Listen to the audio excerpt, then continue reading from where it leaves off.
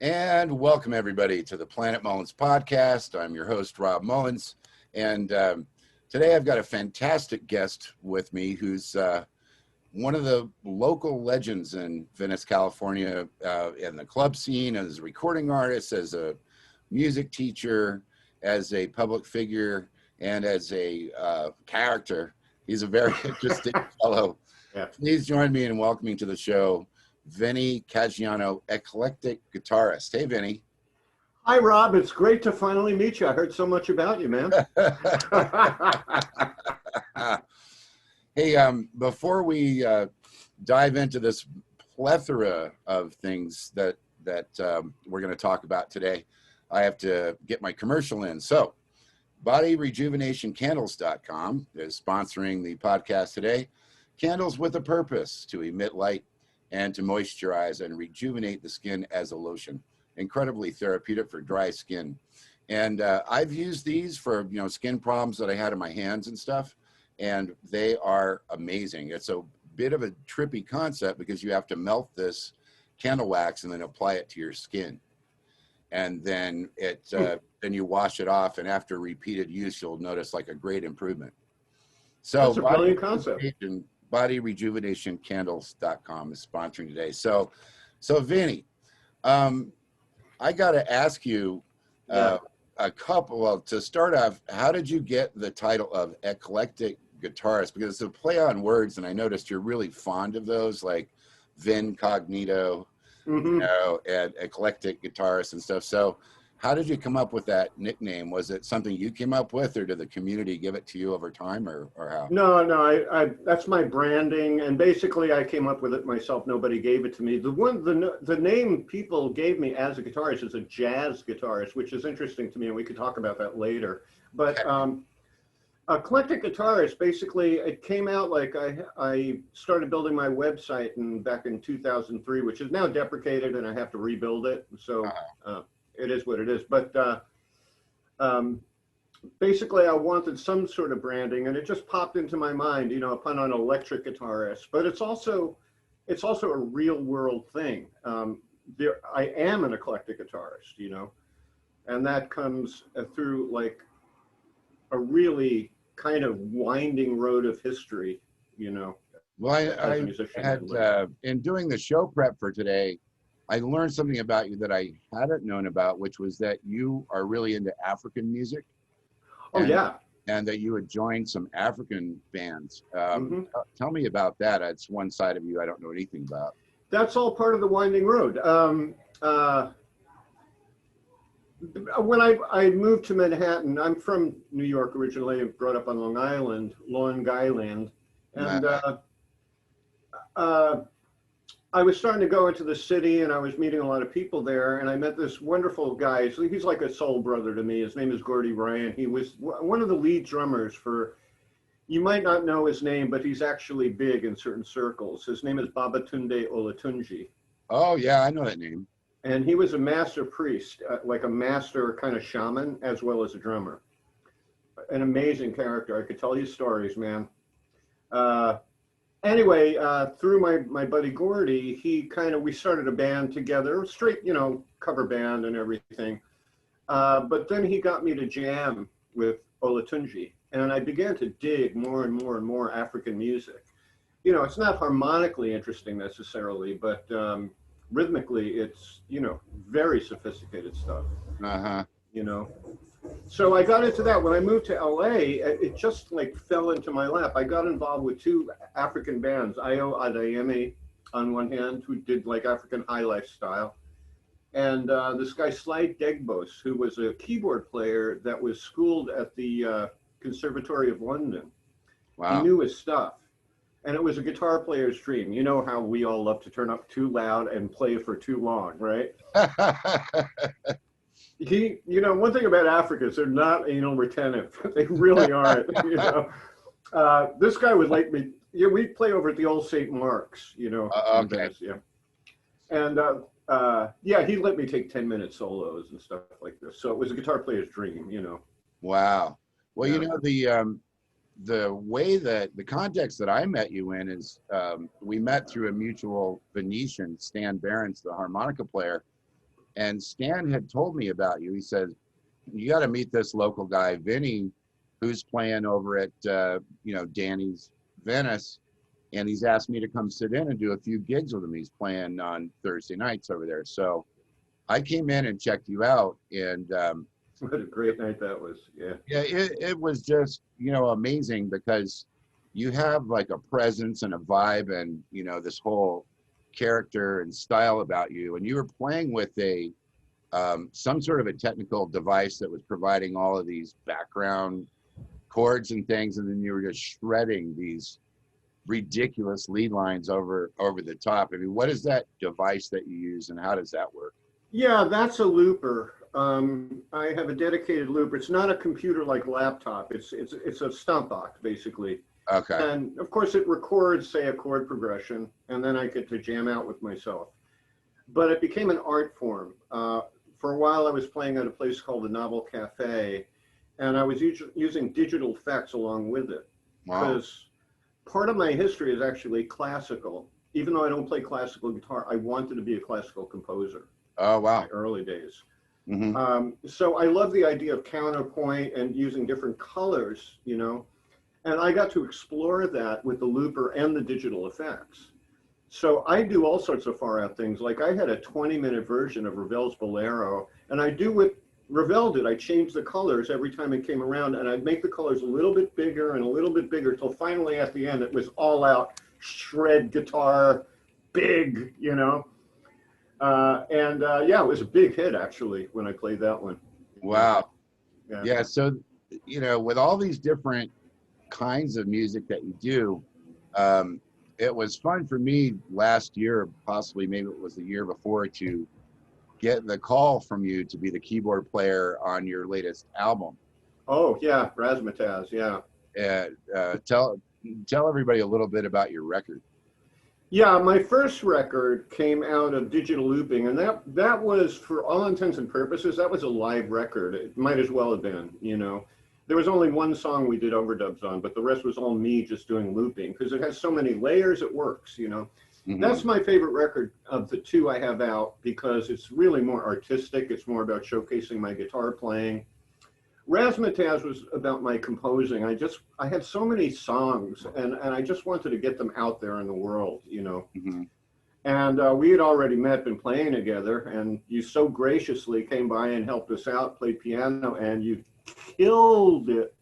And in fact, for the title song, Razzmatazz, I have to tell the story, man, and you know what story I'm going to tell. I laid down the lead sheet for you, and you kind of, okay, and you start playing this rubato, going through the chord changes that I wrote, but doing your own. You hadn't heard the song yet. You're just doing your own interpretation of the changes I did. And I went, my God, this is amazing. Unfortunately, we didn't capture that. But me and the producer George Monteiro, I said, Rob, do the same thing you did before. We're going to use that as an intro, and it was so beautiful. But I honestly think the best one, and this is like the nature of the studio, the best take was the one that wasn't the original thing you did was amazing. The one on the record is great. Right. No doubt about it. But the original impulse was like, wow, Well, I got to give a shout out to George and say, there's a reason they call it the recording studio. So when the people come in, that's when you hit record. It's right. It's not later. Like I used to work at this studio called Wide Tracks, and it was at Selma and Wilcox in Hollywood, really seedy area. And Mike Hightower and Wayne Henderson from the Crusaders were the co-owners of that. And Wayne was always screaming at people, push the button, get the light on right now. He walked in, because see, we would have like Wawa Watson in there, and we'd have Ray Fuller in there, and we'd have Dwight Sills in there, and we'd have Wilton Felder on bass and sax. Mm-hmm, mm-hmm. And when these guys are just warming up and doing stuff, that's when all the ideas would come out. That's exactly it. It's always the first impulse that's the best, Yeah, sometimes it's like that. But I noticed now that since you and I have done a couple of projects, you were the featured guitarist on my Only in Venice documentary album. for example. And then after we played at Danny's, we started playing at Sidewalk Cafe, and we had a 2-person band, and then we had a 4-person band, and then we had a 3-person band, and then we had a 2-person band. We had a 2-person band again. And you know, it's been real interesting to just watch you grow as a player and a writer over the time that we know each other, because you are really eclectic. You can play anything, and you've got tons of chops, but you can also just phrase a ballad where it just makes you want to cry. You know, when you play Sleepwalk, for example, you know, I love your interpretation of that. And then you do this country kind of stuff on Sweet Sue. It's almost like, you know, Beverly Hillbillies vibe or something. Yeah, and not to forget, Whole Lot of Love done rockabilly style. That's right. That's right. That's right. Well, you know, since we started playing together and stuff, one of the things that I've enjoyed so much about our time together is the breaks that we have in between sets, because a lot of people, you know, that knew me before I met you and knew you before you met me were like, these two guys are not going to get along. They're both so headstrong, and they both are really opinionated and way off on the, you know, different spectrums and this and that.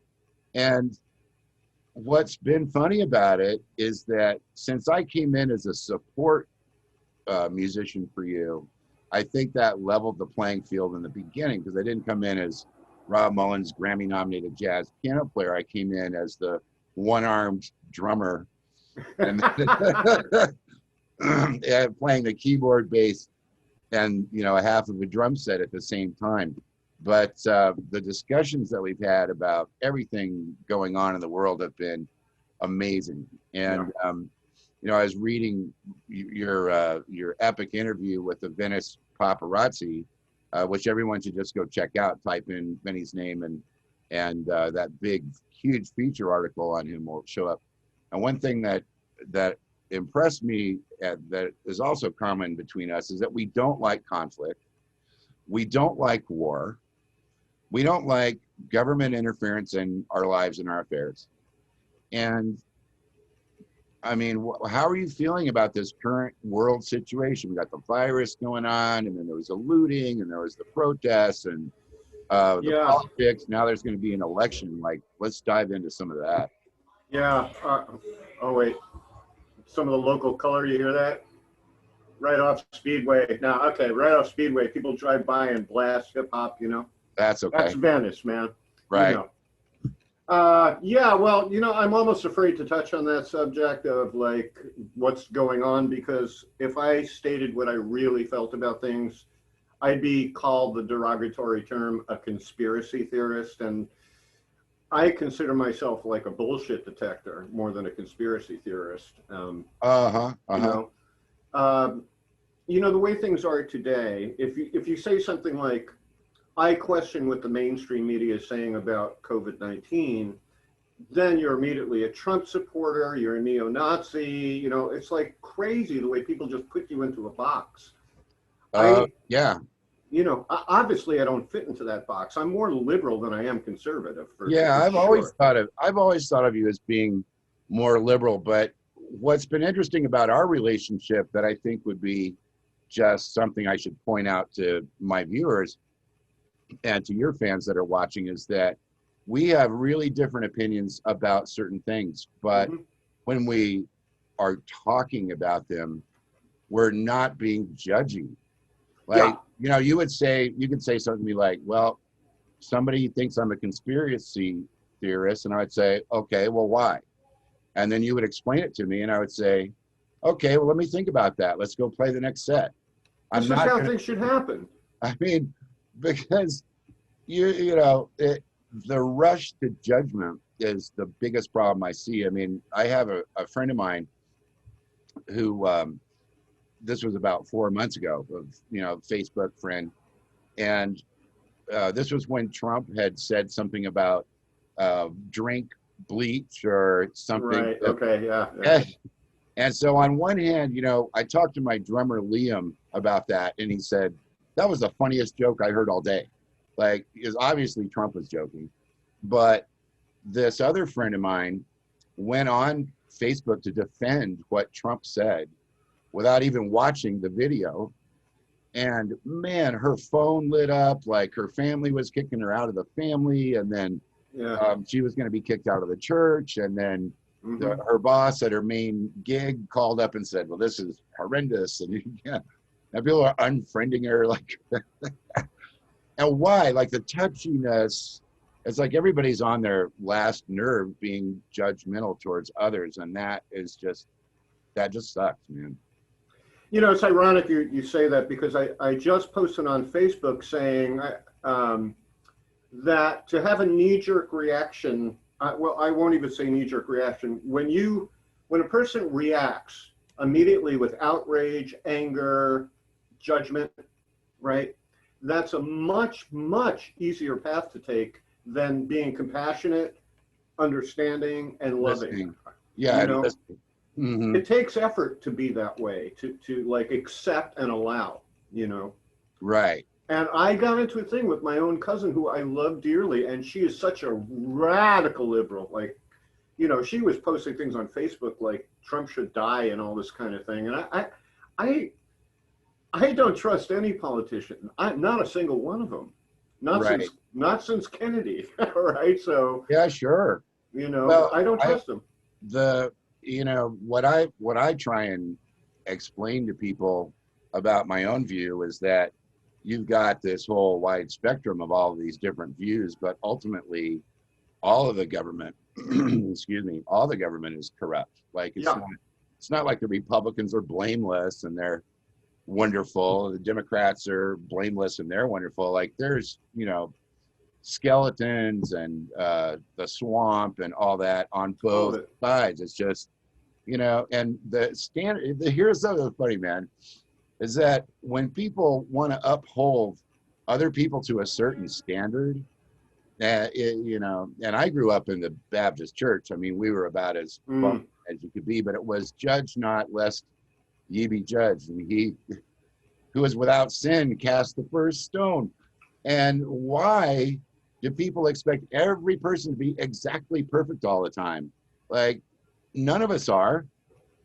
And you know, like you said, there's no acceptance of a gradient of a personality. Or have you heard of Daryl Davis, the piano player? Have you heard about this guy? No, I don't know Daryl. Dude, what a story. And I learned so much from him. What an incredible human being. This guy was working in the Deep South as a kind of, wasn't a jazz guy. He was more like in the style of Jerry Lee Lewis, you know, that kind of thing, right? Like kind of rock and roll piano, but he was good. And he's playing in this bar, and this white guy comes up to him and says, hey, man, let me buy you a beer. You're just such a great player. He goes, you know, Jerry Lee Lewis invented this style. And Daryl says to him, well, no, not exactly, you know, and starts talking about black musicians and stuff. Then they start buddying up, right? So the white guy's friend comes over, another white guy, and says, show him your card. He was a card-carrying KKK member. Okay. Wow.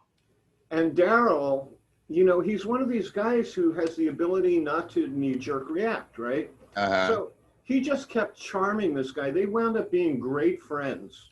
He wound up quitting the KKK. And then, as if that wasn't enough, Daryl made it his mission to go out of the way to meet KKK people, get to know them. And he's like, I don't know how many KKK guys he's already, you know, they quit because they realize. So that told me the only reason there's bigotry is fear. These people are afraid of black culture.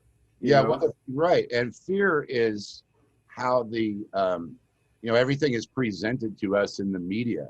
It's like, you're not allowed to go out of your house. Oh, yeah. You know, you're not allowed to watch these kinds of TV shows. You can only watch this sort of thing. And you're not allowed to think for yourself. And you're not allowed this, you're not allowed that. And, you know, the restrictive thing based on fear is what I think gets a lot of people really agitated, so that when they're on Facebook, they're just so ready to just go off. You know, the slightest little thing, like you can say good morning and there's 50 people that go, it is not good. It is absolutely a terrible day.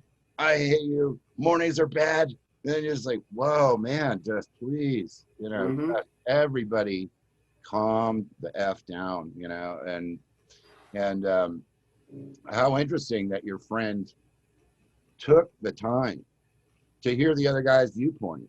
Oh, he's not a friend of mine. He's like a media personality at this point.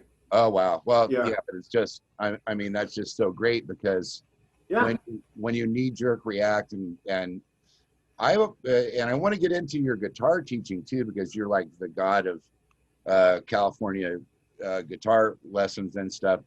But I've done a lot of workshops with young people where I'll go to like a middle school or a high school or a college, and I'll say, okay, you tell me what's your favorite kind of music. And they'll say, I like Madonna. And I'll say, what kind of music do you hate? And they'll say, jazz. Of course. Of course.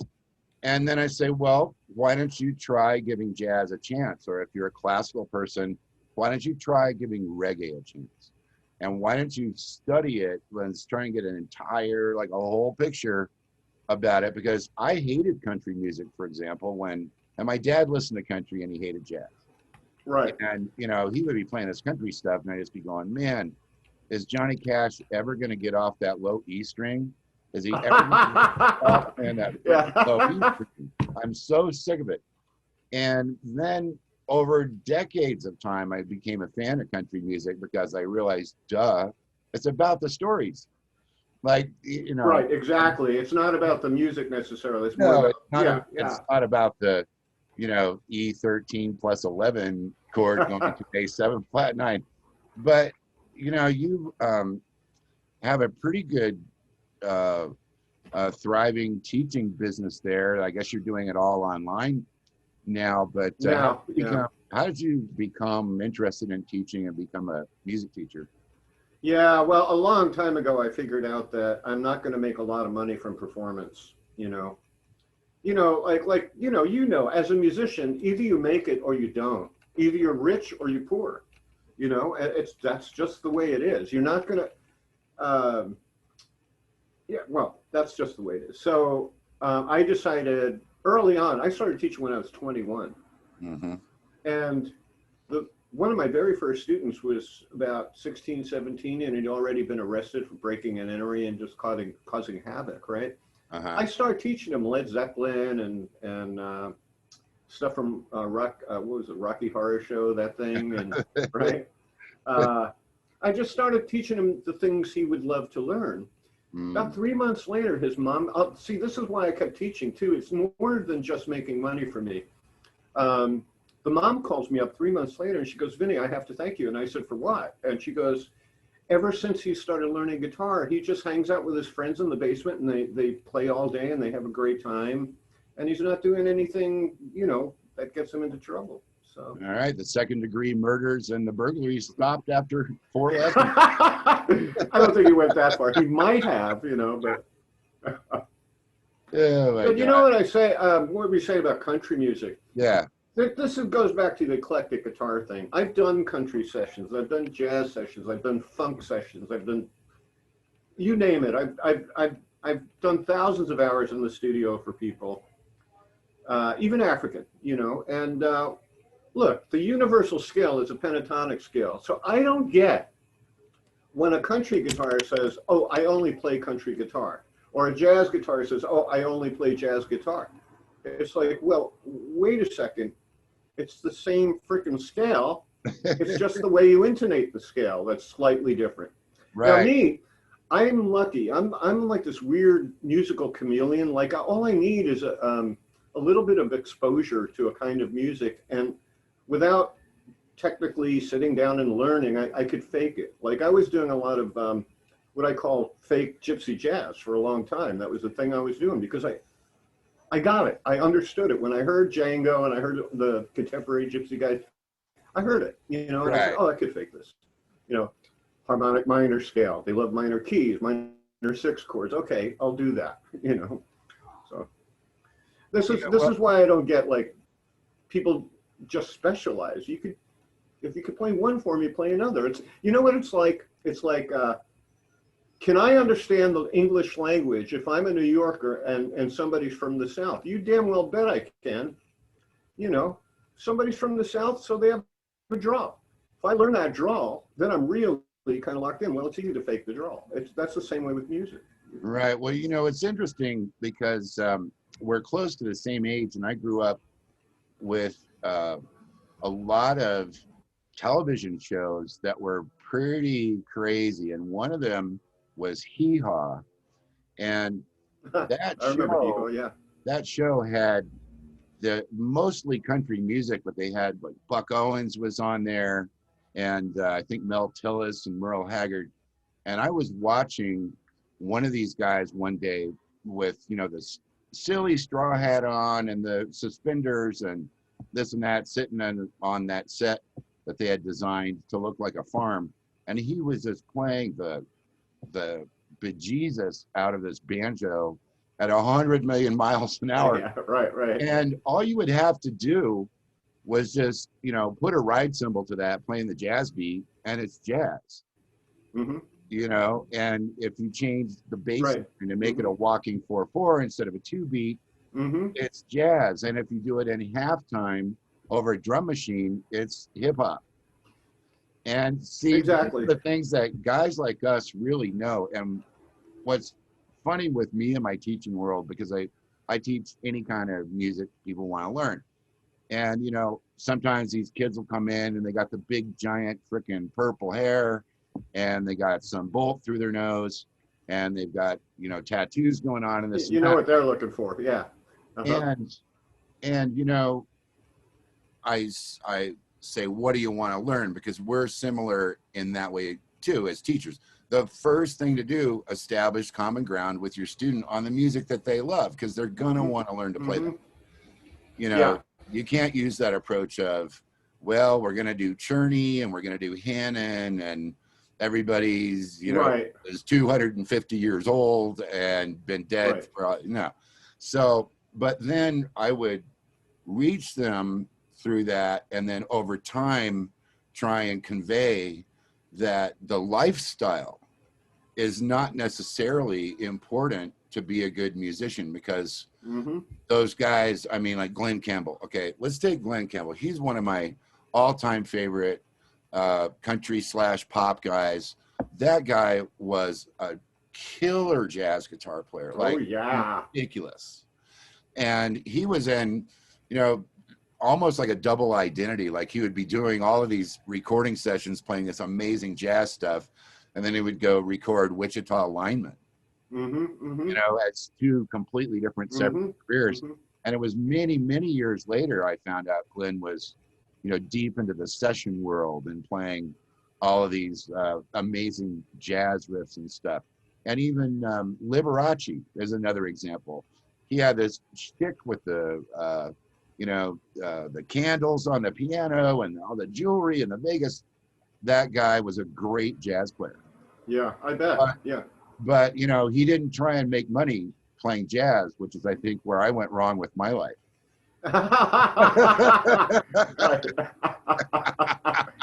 Well, you know, one thing I love about playing with you, Rob, is you do have that. And you have to look at it like from the point of view as you and I grew up with the British invasion, psychedelic music, and then the 70s disco and all these changes at punk rock, all this stuff that was happening. Reggae was big in the 70s. Right. And like, if you take a jazz musician from the 40s, it's just pure jazz, you know.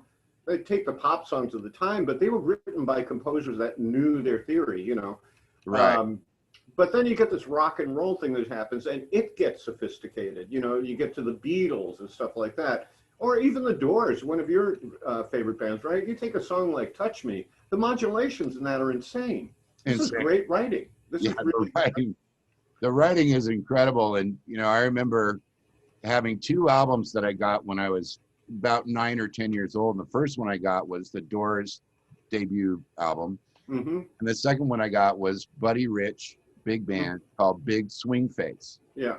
So, I mean, I loved this as I started on drums. I was like, man, the Buddy Rich thing with all his horns, and it's so sophisticated and everything. And then, you know, on the other side of it, I'm going to my mom in the kitchen when she's cleaning up after dinner and going, Mommy, what does a backdoor man do? And That's what it is. I'll tell you later, son. she was like, "Go ask your father." But when you take all of the various sides of different genres of music, and I want to go back to the Beatles and talk about them because I know you love them and I do. It's the open-mindedness of a person that I think is critical. I'm more attracted, just in general, friend-wise, romantically, business-wise. The more open-minded people are, the more I'm interested in them. Because when open-minded people think about history, they go, okay, well, here's this version of history, and then here's other events that tie into that history.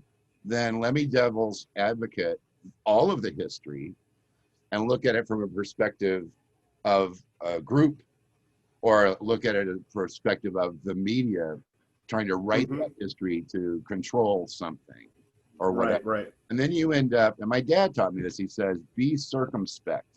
Look at all the sides of the issue before you judge anything. You're right. And that's what's really got me freaked out about what's happening in our world now, with the people, just this teeny little bit of reality, and then this giant meltdown happening. And as things started to get weirder this year, I've had more and more people calling me up saying, well, Rob, you always know what to do. What do I do? And I'm like, I don't know. Yeah. Why am I supposed to know, man? I don't have a freaking clue. I think we're all going to hell in a handbasket. And, you've many times said, hey, if it all ends today, then cool. Because I kind of wish it would. It's kind of like a sick dog. You just want to put it out of its misery. If it's on its last legs, you just want to euthanize the thing. I mean, humanity is suffering hard right now. Yeah. Which that's the one thing that kind of holds back I am judgmental about the state of humanity. I admit it. I'm pissed off at the world and the way people are reacting to things. I admit it, But that is the one thing that kind of opens a little bit of door, for compassion and understanding, because these people are afraid. They're scared shit. They don't know what to do. Right. Right. Well, being scared is a really common thing that's going on. And I get that way from time to time. Most of the time I'm pretty calm and I'm pretty level, because I've put out my albums. I've had my brilliant career in jazz. I've made a name for myself. I played with a bunch of big time artists, and all of that's secure. And it's been really fun. I mean, I've had a long ride. It's been great. And it's still continuing to go. But somehow we're going to have to come out on the other side of this thing. And I don't think anybody has the answer, because I have people calling up and they'll like rant and rail on the liberal side for 20 minutes. And they'll say, what do you think, Rob? And I'll say, nobody knows about this virus. You turn on this station and they say stat recommendation. And I go, okay, but they don't know. Okay, now turn on the other station and listen to them stat recommendation. They don't know. Yeah. Nobody freaking knows, man. I mean, let's just get it out there. Like, nobody knows what's going to happen. You can think a lot of different ways, but fighting amongst ourselves is the worst possible thing you can do. 100%. You get all these little fractional groups just going nuts against each other, and nothing positive gets done. So anyway, I want to go back to the Beatles, because when I was a really little kid, I saw them come on the Ed Sullivan Show. And I'll never forget, because we had one of those TVs that had the 3 channels, Right. Yeah, there's no remote control TV. NBC, ABC, CBS. Yeah. You got the little rabbit ears up there on the top. Oh, yeah, I remember it all. Yeah. I remember in Ontario, California, with Ed Sullivan Show, and Ed comes out, and I just could never take Ed seriously anyway, because he was like 2 feet high and had this whole weird, the really big shoe, But he put the Beatles on, and I have 2 older sisters. And man, when the Beatles came on TV, they just went nuts. I mean, I mean, they got one of my sisters was 7 years older, and the other was 5 years older. It was just like boom. I mean, Yeah. they were in love immediately, and then of course, the whole country fell in love with the Beatles. Then the world fell in love with the Beatles. Well, what was it, or is it that's all these 50 some years later about the Beatles that makes them so huge? Yeah, that's kind of a mystery. I mean, the Beatles, to me, the Beatles weren't just a musical pop group. They were a cultural phenomenon, and the likes of which I don't think we'll ever see again. Mm-hmm. And one thing, people came along and broke their records, like Michael Jackson broke their, I don't know, record. People come along and, oh, well, the Beatles did this. Well, Michael Jackson did this. Okay, fine. But there's one thing the Beatles did that no other artists in the past, and I don't imagine in the future, will ever do. And that is, because of the cultural changes that were going on, they were like a mirror for the culture. It was kind of this back and forth thing that was going on between them and the culture. They turned the entire planet on to love. That was their message. Wow. And it wasn't just like, cheesy, sentimental kind of love. It was like divine love. You could go back to Rubber Soul and the song The Word. That was the first time I realized, well, this isn't a love song. This is about universal love here. Uh-huh. So that's when I started thinking about the Beatles differently, even as a kid, But I'll tell you this, I started some years ago. I'm a theory nerd, you know that. And yeah, music theory, yeah. I discovered that there are 3 systems through which to analyze and view music, not just the one we were taught, major minor key system. I'll give you an example. Like if you're thinking, if I taught one of my students the modes, right? And then there's a situation where E7 resolves to A minor in the key of C, right? Right. They'll go to me, is that the Aeolian mode? And then I realize we're shifting now into the major minor key system. It's no longer the modes, right? Right. So I realized that to analyze music, you need different lenses. So the 3 categories I came up with was the Greek modes, the major minor key system, and oddly enough, and this isn't recognized in academia, blues. Blues broke so many rules. The dominant 7 as a chord you could relax on. For the first time this happens. Right, because it was always known as the 5 chord. Going somewhere. Going to the 1. Yeah. Going to 1, or wherever it, temporarily goes to. But in the blue, not only that, but really, really huge minor pentatonic scale against what's ostensibly a major chord, minor against major, right? Right. This is huge. This affected the world. People do this all around the world now. And academia doesn't even look at this and analyze it and say, what are the principles here? Why is this working? Uh-huh. So I started writing a book about all this. And what I did was I started analyzing the music of the 60s. And then I realized something. Jazz has been elevated to this high sophisticated form. Nothing but respect.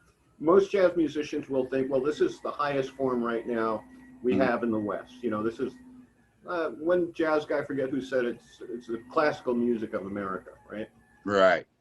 But then I started analyzing chord progressions of, like, say, it's kind of a dorky song, but Up, Up and Away in My Beautiful Balloon, that song, or Monday, Monday. Right. Monday is insane. It's brilliant. And so is Up, Up and Away. The modulations all over the place, these winding, sinuous modulations. It blew me away to see that these composers were doing this. And yeah, maybe they weren't doing, 13 flat 9 chords. Maybe they were just doing triads even. Right. But the brilliance of the chord movement. So I made it my mission. Why is this music elevated to the status of jazz? Yeah, it's not an improvisational form, but it's a compositional form that deserves. And that's why the Beatles were so great, because I could go back to early Beatles and watch these moves that they would make with the chord movement, and go, early Beatles, and I'd go, this is really sophisticated. This isn't just some teenagers that don't know anything. They were really searching for sounds, and they didn't know any theory. Right. Well, being on the cusp of a certain era is something I think they were lucky. Yeah, they were lucky. In certain ways, because American music was coming over and influencing them. I got just a quick story. because coming from a really religious conservative family, when John Lennon made his comment that could have been, could have been interpreted a lot of ways, that the Beatles are now more popular than God. Right. Or was it Beatles more Jesus. popular than Jesus? Yeah.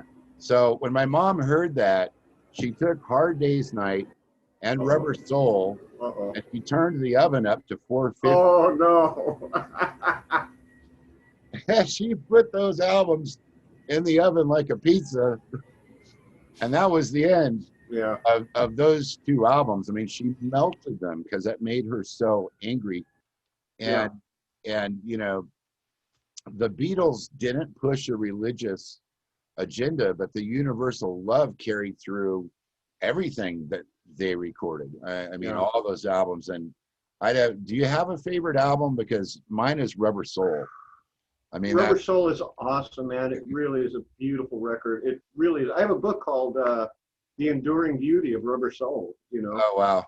I'm such a Beatles nerd, man. On my YouTube channel, I have a whole series analyzing Beatles music and breaking down the chord changes and what's going on. Oh, wow.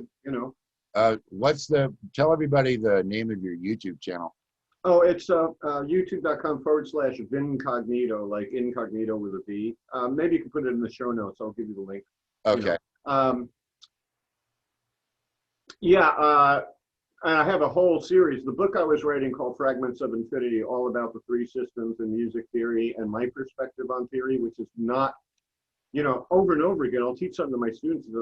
They'll never teach you this in music school. You'll never get this in music. It's my ideas, Right. Well, did you develop this stuff from going to music school, or you just kind of came up with it all on your own over time?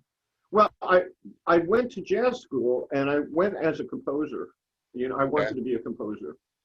So I wasn't studying guitar, I was studying piano, and I was voracious for the theory. That's what I really wanted to learn. So this stuff kind of stayed with me for years and years and years. And what happened was theory is hard for people. You know this. People have a really hard time with it. Right. They really do. And I realized this over time. So I'm thinking, like, what are ways I can explain this so they'll understand, Right. You have to come up with different ways. So what happens is I came up with all these maps. And then when I made the maps, I realized, oh, wait a second, what's going on over here? This isn't according to what I was taught in school. Well, I'll give you an example. Okay. You probably do this. Like I talk about through scales. You can either improvise per chord, right? Like I'm going to play this scale on this chord, this scale on this chord, this scale on this chord, which to me was an exhausting concept when I was in jazz school. So right. when I decided vertical improvisation, according to George. Thank you. Vertical. Well, he was each chord has a scale. Yeah. I wish you're so fortunate to have worked with him, man. Well, yeah. I mean, we could do an hour on that, but go ahead with your thought. Then you said about the blues scale. Would you be superimposing that over the whole series of chords then? I was going to say, well, that's one example of what I call a through scale, right? So if I have an E7 going to an A minor, as soon as I'm on the E7, I'm going to be playing the A harmonic minor scale. So when I look at jazz charts, I would look at rows of chords and say, do these all fit into one situation? Like from the same scale, the same scale. Do these chords all derive from? And then I would just use that scale. That was my way of getting through jazz because I didn't have the patience to think, I'm in this chord now, I'm in this chord now. It's just like, George calls that horizontal improvisation, where you're using the resolving tendency of two or more chords. Mm-hmm. And so he somehow brilliantly, all the way back in the late 40s, just figured out there's these two concepts that are basically how everybody navigates through harmony. Yeah. And, I am fond of doing this one thing with my students when they get a little too uppity, and they'll come in and they'll say, okay, I've learned everything about John Coltrane's Giant Steps, and I'm now going to play my butt off. So the all this stuff. And then I take their chart and I say, okay, that's great. And then I go slash, and then I put an F sharp as a bass note. I say, okay, now do all of that over this root. Mm-hmm. Oh my God. Well, nobody was expecting that. Yeah, yeah, right? yeah, 'Cause, yeah. harmony, and this is, I love that you're writing and doing these. What's the title of your book again? It's just amazing. It's so powerful. Fragments of Infinity, but the book is defunct. I mean, it's just sitting on a computer. I'm not going to No, finish but it. I mean, it's just the title is so cool. I want one. Fragments of Infinity. But I started rewriting the Circle of Keys in the last 6 months because I've had time on my hands, and I put the root or the tonic at the bottom. You know how you get Circle of Keys off the internet? It always says C at the top. Mm-hmm. Right? Well, in what universe is the root of something at the top? Mm-hmm. It doesn't work on the planet Earth. Mm-hmm. You don't look at a tree and you go, hey, there's the roots up there in the air. Smart. Right. No, it's a foundation. Like you've got that, and then you have the various branches that come out. That's your 12-tone system. Mm-hmm. And then frequency-wise, it's the same kind of thing. The lower tones are, the grounded ones, the notes. And then you've got the harmonic stuff in the middle. And then you've got your singers and your trumpet players and your piccolos. That's what's actually all up at the top. And you wouldn't believe how much guff I'm getting from some of these theory people that see my Circle of Keys and they're like, well, that's all upside down and backwards. And I said, according to who? According to who? Yeah, I mean, because once you're out of school and you're facing the challenges that all musicians face is, how am I going to eat and take care of myself and do my art and my craft and make all of this work? Right. Then you're really free to just explore things. And I mean, I remember being on gigs with you sometimes where you would just launch into some solo on some D minor thing or vamping, and you're in another world, man. I didn't even know what the hell it was. And I'm just playing along and going, man, that's great. He's on another universe. And then you would bring it back in, but isn't that concept of, the tension and the release a big part of your sound? Yeah. One thing I started getting into, like if you're in a melodic minor situation especially, is like on the 5 chord, you could play a whole tone scale, no problem, Right. But I started doing it on the 1 chord, for example. And to me, like improvising on guitar is like playing a video game. I'm shooting for this particular note and I'm going to do this run and I somehow have to get there. Thank God for chromatic notes, because I do get there. Right. Okay. But yeah, I have this one thing where I'll do say against an E minor chord, I'll start on an A minor chord, I'll start on a G sharp and do a descending whole tone scale, and I'll try to wind up on the lower G sharp an octave below, and then resolve it when the A minor comes in. I mean, no, I'm sorry. I'm on the A minor already, but I'll go down to that G sharp and then bring it in, and it creates so much tension that when you get there, it's like, Right. Well, that's a superimposing, a chord progression over a target foundational or root tone. And that's what is so great about a lot of music that's out there. I mean, Beatles, Hendrix, Doors, and anybody that's using pedal tones in terms of, of a note that plays constantly underneath it, because we've done that in our band, The Elegant Strangers, where I've just got like an E going down there, rumbling, and you're playing all 12 major chords for a while, in all kinds of different configurations, and the audience is just going, oh my God, these crazy beach people. They don't know where they are. And then you land on the E finally at the end of it. And it's like, oh, yeah, that was genius. I made a recent discovery, and this is why chromaticism works, Okay. I made a recent discovery, and it especially works in minor keys, but the tritone interval, right? So you have a G7 chord, you have an F and a B inside the G7 chord. Right. When you have half steps next to each other, the half step is drawn to the other one. So B is drawn to C and F is drawn to E. So if you have an upper one, it's drawn to the lower. If you have a lower one, it's drawn to the upper. Right. So if you do a chromatic, like even with an entire chord, bunch of dominant 7 chord just going chromatically, they'll eventually resolve because it's attracted to the next half step lower, the next half step lower, the next half step lower, and boom, you get there, you know. And the other thing that's cool about that is that if you make those chromatic notes move, but you use the roots on the circle of keys, it goes through all 12 around the circle of keys and ends up at the starting point. Mm-hmm. Yeah. Yeah. So, well, by now we've alienated 90% of the right. But you know what? This is the most we've ever talked about music theory together. You know, we never really got deep into it. I've always wanted to. Yeah, I have too. I mean, I just like the fact that there are, you know, big frameworks out there by geniuses that came before us that we could, you know, use as our developmental ideas for teaching music lessons and helping people understand. Because your point you made earlier about having different approaches for the same idea, you know, man, that's been so valuable for me to think like that with students, because some students are going to come in and they're naturally wired to be more creative and more loosey-goosey and not so technical. Right. But other students will come in and that'll just be like, there is not one shred of emotion coming out of their heart in any direction, and all they are is math and numbers.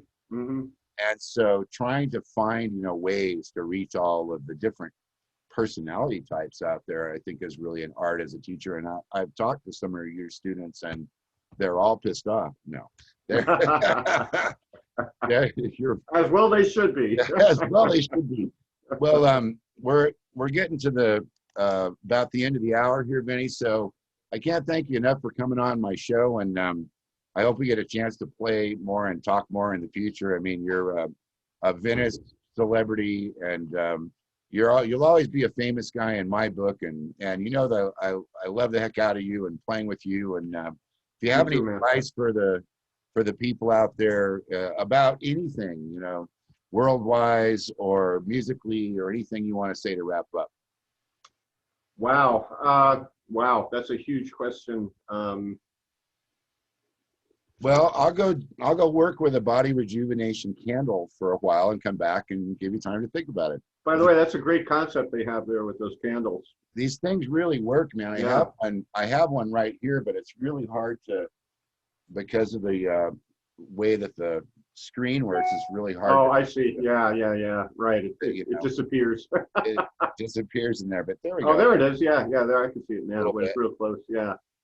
But yeah, I swear by these things. I mean, they're really good. They come in different flavors and all that. But you know, no pressure on that big of a question. Well, one thing I would say is this. I mean, regarding when you brought up the state of the world, one thing I would say is this. Remember, I would say to people, like in terms of judgmentalism and how crazy people are crazy right now. Let's face it.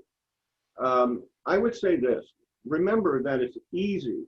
It's easy to jump into a judgment, to get pissed off, to be outraged. It's much, much harder, and it takes effort to try to comprehend where that person is coming from. I think you and I think musicians that are truly immersed in music understand this. I think we understand it naturally being musicians.